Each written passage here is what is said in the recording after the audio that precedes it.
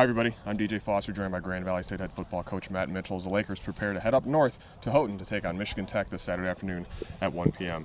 Mitch, your team got back to 3-3 this past week with a 17-3 win over Wayne State. 24-point per game margin, scoring margin in the last three contests for your team. It's nice to get on a little bit of a roll, especially with this big stretch coming up these next couple of weeks. Yeah, obviously, anytime you win, it kind of lifts morale. You get off to an 0-3 start with the expectations we had, and it wasn't a real happy locker room. I think that a little more energy, a little more bounce in our step, and now we're kind of just taking it, step by step, and we've gotten better. I think defensively we've gotten better probably every week. Offensively, Wayne was a pretty good defense, so statistically you didn't see the numbers, but at the same time I think there's some things that we did well. So it's the type of thing we talk about a lot here at Grand Valley, that you can get better throughout the course of the season, and I think for the most part this team has done that throughout the course of 2014. It's a Michigan Tech team that's 5-0 on the year. All those are conference wins. They've had three close wins. All those are on the road. This is only their second home game. It's mid-October, and they're only playing at home for the second time so far.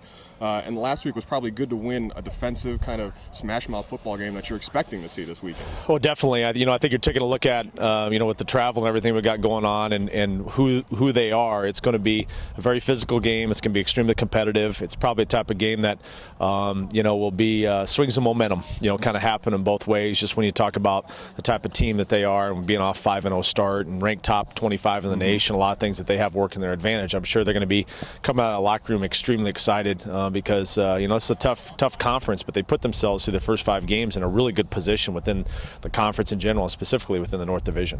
They're averaging 27 points per game on offense. It's about middle of the pack, but they lead the league in a couple of not strange categories, but different kind of categories. They have the fewest penalties of any team in the league. They're first in time of possession at almost 36 minutes a game, which is huge in those close games. And they're first in fourth down conversions, 11 of 13, which obviously helps them stay on the field a little bit more.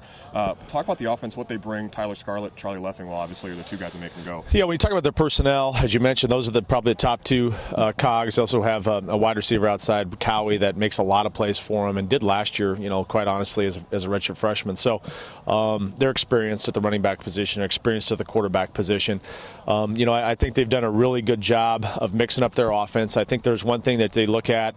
They probably struggle a little bit inside the red zone at times, and they've chosen to get aggressive. When they get down inside the 30-yard line, they've gone for it a lot on fourth down to try to, again, convert those field positions are kind of iffy whether they go for a field goal or not. So it's the type of team where I feel like field position is going to be huge for our defense. If we have horrible kicking performances like we did against Wayne State and we give them short fields, now you have to defend 10 yards and 4 downs instead of 3. They're really good, too, at mixing in some different trick plays and doing different things when they're down really on your half of the field, and our kids have to be aware of those situations. So they're really dangerous when they cross the 40. Extremely dangerous team just for fourth downs, trick plays, a lot of things they can do to exploit you. So we need field position to operate defensively. On their side of the ball, on defense, they're third in the league with just 16 points per game. They're second in the fewest yards allowed.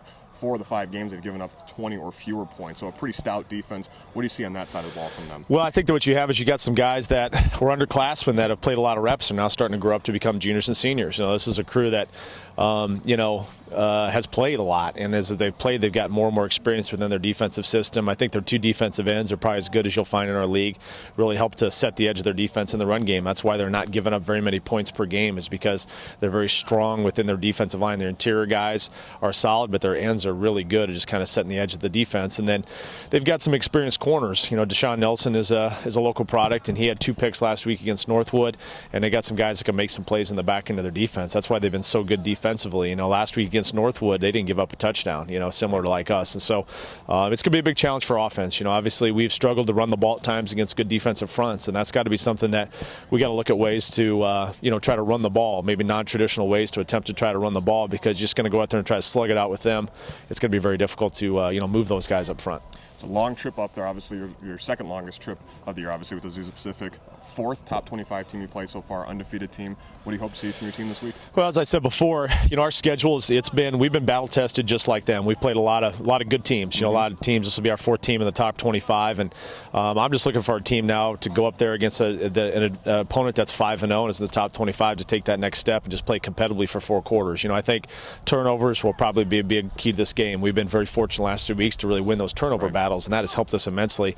We can't turn the ball over on offense, and we got to try to find a way to get some turnovers from Michigan Tech, even though they don't do it very much. Prior to last week, Tyler Scar had not thrown a pick all year. They really don't turn the ball over in terms of fumbling it. We got to try to do some things to, hopefully get some picks, which we've been good at, and then try to get a lot of guys running the football, get a lot of our white jerseys running the football, and get that ball out and try to set up our offense with some field position. So I think it'll still come down to average starting field position will be big based on special teams, and the turnover. The turnover margin will play a big factor in this game.